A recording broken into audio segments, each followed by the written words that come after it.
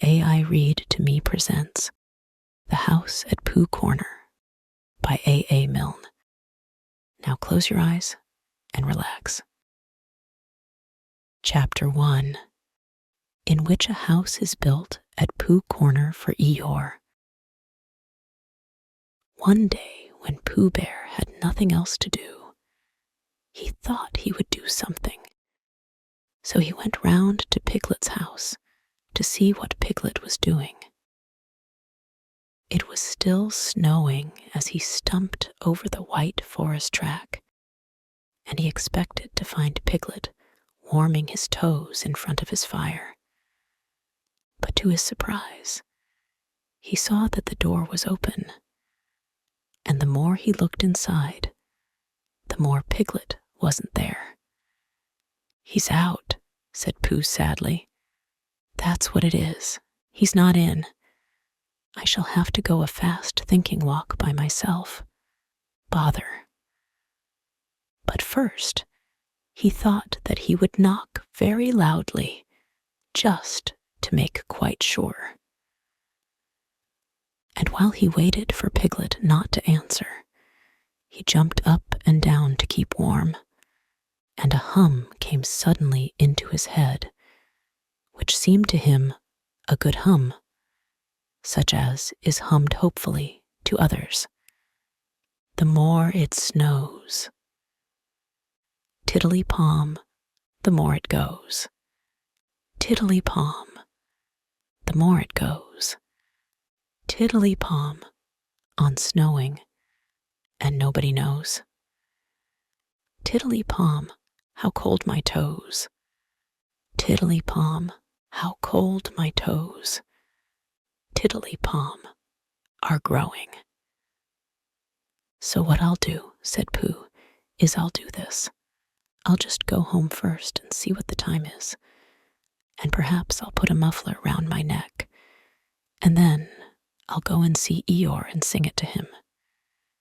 He hurried back to his own house, and his mind was so busy on the way with the hum that he was getting ready for Eeyore that when he suddenly saw Piglet sitting in his best armchair, he could only stand there rubbing his head and wondering whose house he was in. "Hello, Piglet," he said. "I thought you were out." "No," said Piglet. "It's you who were out, Pooh." "So it was," said Pooh. "I knew one of us was." He looked up at his clock, which had stopped at 5 minutes to 11 some weeks ago. "Nearly 11 o'clock, said Pooh happily. "You're just in time for a little smackerel of something." And he put his head into the cupboard. "And then we'll go out, Piglet, and sing my song to Eeyore." "Which song, Pooh?" "The one we're going to sing to Eeyore," explained Pooh. The clock was still saying 5 minutes to 11 when Pooh and Piglet set out on their way half an hour later. The wind had dropped, and the snow, tired of rushing round in circles trying to catch itself up, now fluttered gently down until it found a place on which to rest. And sometimes the place was Pooh's nose, and sometimes it wasn't. And in a little while, Piglet was wearing a white muffler round his neck, and feeling more snowy behind the ears than he had ever felt before.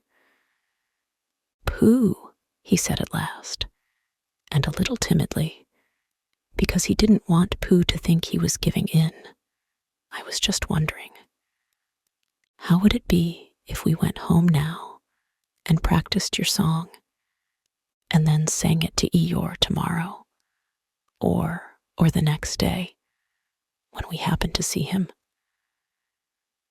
"That's a very good idea, Piglet," said Pooh. "We'll practice it now as we go along. But it's no good going home to practice it, because it's a special outdoor song which has to be sung in the snow." "Are you sure?"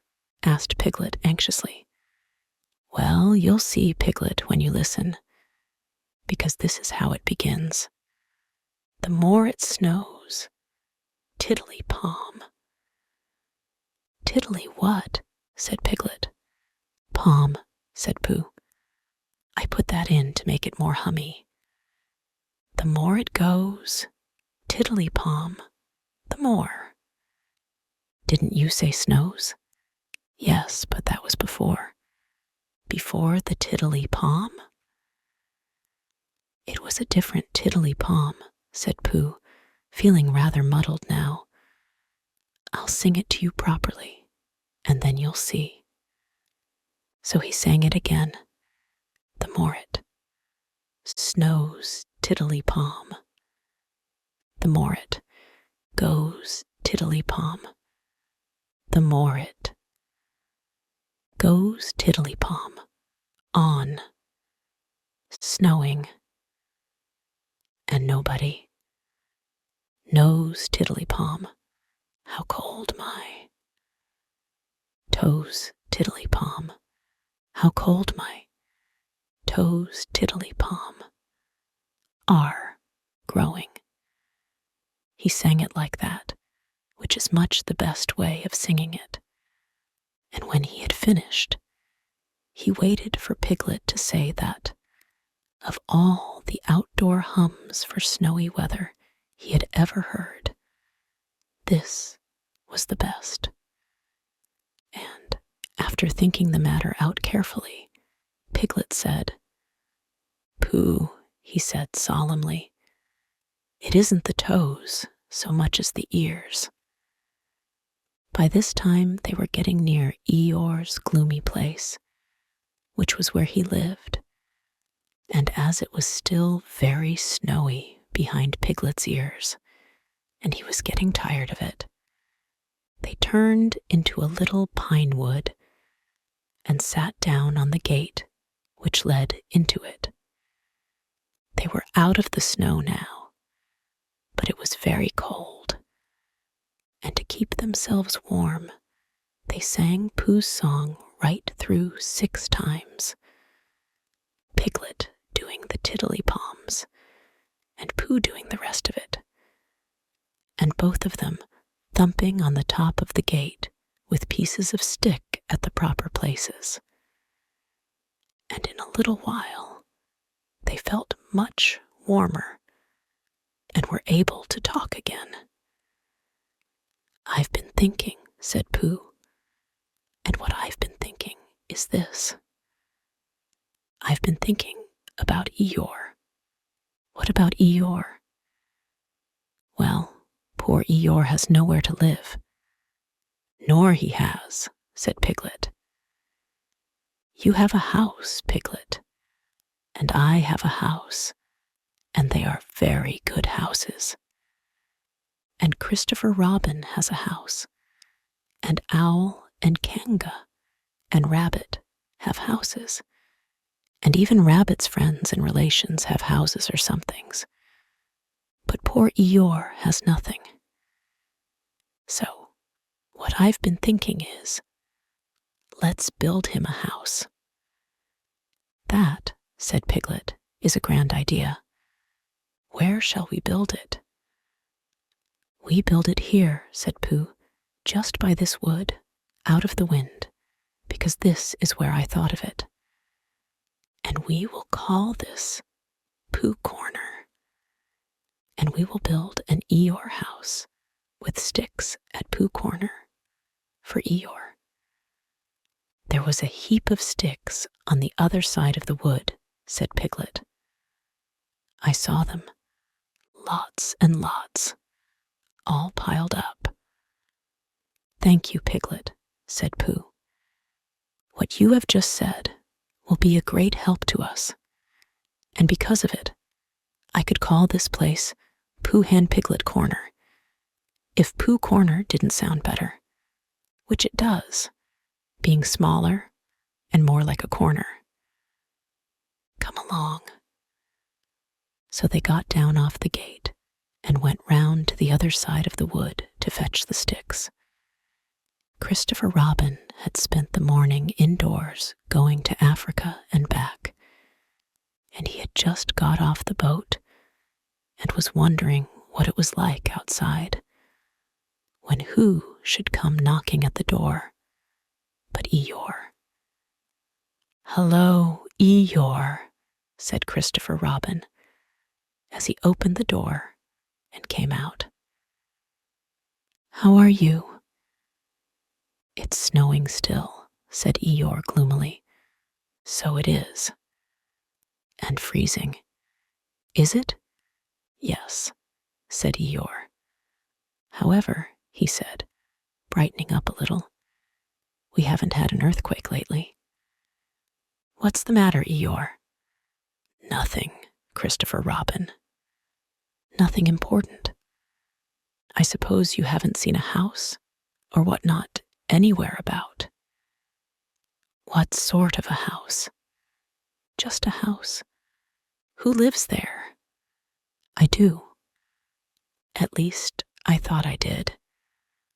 But I suppose I don't. After all, we can't all have houses. But Eeyore, I didn't know. I always thought. I don't know how it is, Christopher Robin, but what with all this snow and one thing and another, not to mention icicles and such like, it isn't so hot in my field about 3 o'clock in the morning as some people think it is. It isn't close, if you know what I mean, not so as to be uncomfortable.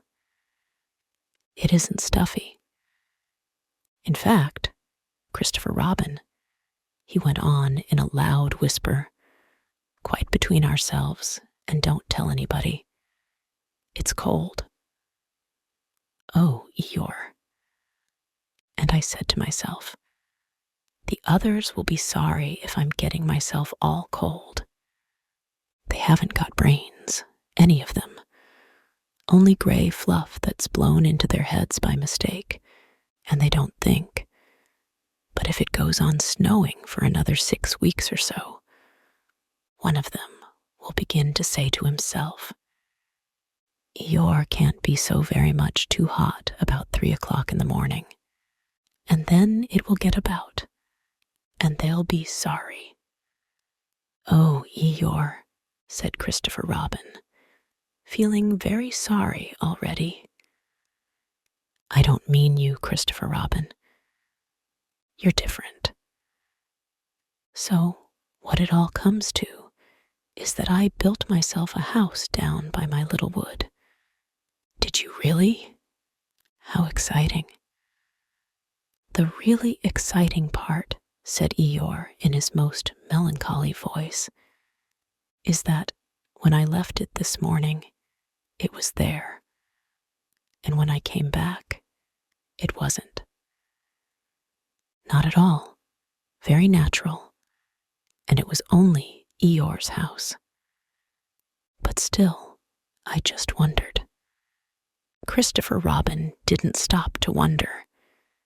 He was already back in his house, putting on his waterproof hat, his waterproof boots, and his waterproof mackintosh as fast as he could. We'll go and look for it at once, he called out to Eeyore. Sometimes, said Eeyore, when people have quite finished taking a person's house, there are 1 or 2 bits which they don't want, and are rather glad for the person to take back, if you know what I mean. So I thought if we just went. Come on, said Christopher Robin, and off they hurried, and in a very little time they got to the corner of the field by the side of the pine wood, where Eeyore's house wasn't any longer. There, said Eeyore, not a stick of it left. Of course, I've still got all this snow to do what I like with. One mustn't complain. But Christopher Robin wasn't listening to Eeyore. He was listening to something else. Can't you hear it? He asked. What is it? Somebody laughing? Listen. They both listened, and they heard a deep, gruff voice saying in a singing voice that the more it snowed, the more it went on snowing, and a small, high voice tiddly-palming in between. "It's Pooh," said Christopher Robin excitedly. "Possibly," said Eeyore. "And Piglet," said Christopher Robin excitedly. "Probably," said Eeyore. "What we want is a trained bloodhound." The words of the song changed suddenly. "We finished our house," sang the gruff voice. "Tiddly-palm," sang the squeaky one. "It's a beautiful house. Tiddly-palm, I wish it were mine. Tiddly-palm." "Pooh," shouted Christopher Robin. The singers on the gate stopped suddenly. "It's Christopher Robin," said Pooh eagerly. "He's round by the place where we got all those sticks from," said Piglet. "Come on," said Pooh. They climbed down their gate and hurried round the corner of the wood, Pooh making welcoming noises all the way. "Why, here is Eeyore," said Pooh, when he had finished hugging Christopher Robin, and he nudged Piglet, and Piglet nudged him, and they thought to themselves what a lovely surprise they had got ready. "Hello, Eeyore. Same to you, Pooh Bear. And twice on Thursdays," said Eeyore gloomily. Before Pooh could say, "Why Thursdays?" Christopher Robin began to explain the sad story of Eeyore's lost house, and Pooh and Piglet listened, and their eyes seemed to get bigger and bigger. "Where did you say it was?" asked Pooh. "Just here," said Eeyore. "Made of sticks?" "Yes." "Oh," said Piglet. "What?" said Eeyore. "I just said oh," said Piglet nervously. And so, as to seem quite at ease, he hummed Tiddly-Palm once or twice in a "what shall we do now" kind of way. "You're sure it was a house?" said Pooh. "I mean, you're sure the house was just here?"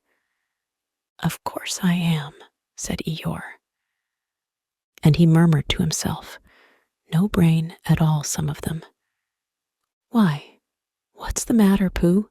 asked Christopher Robin. "Well," said Pooh. "The fact is," said Pooh. "Well, the fact is," said Pooh.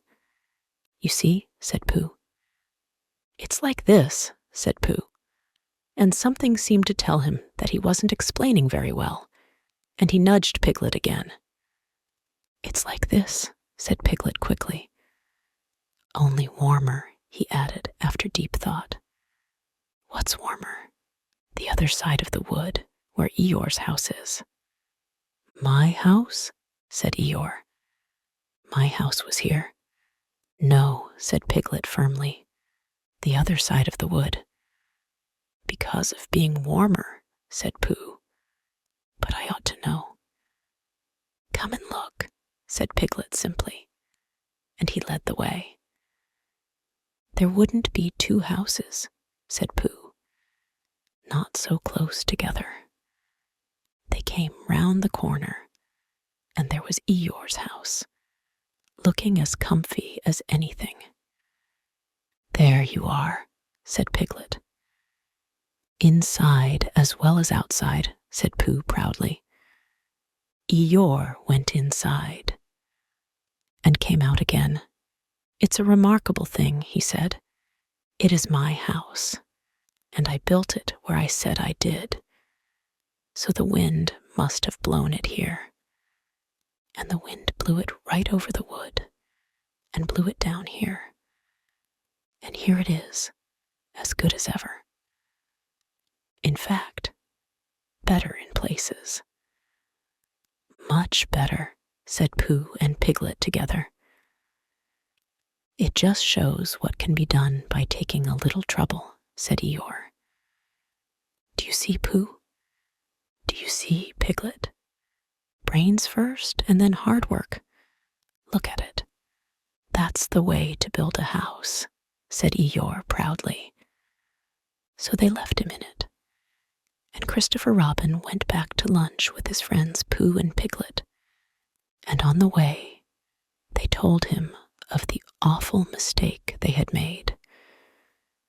And when he had finished laughing, they all sang the outdoor song for snowy weather the rest of the way home.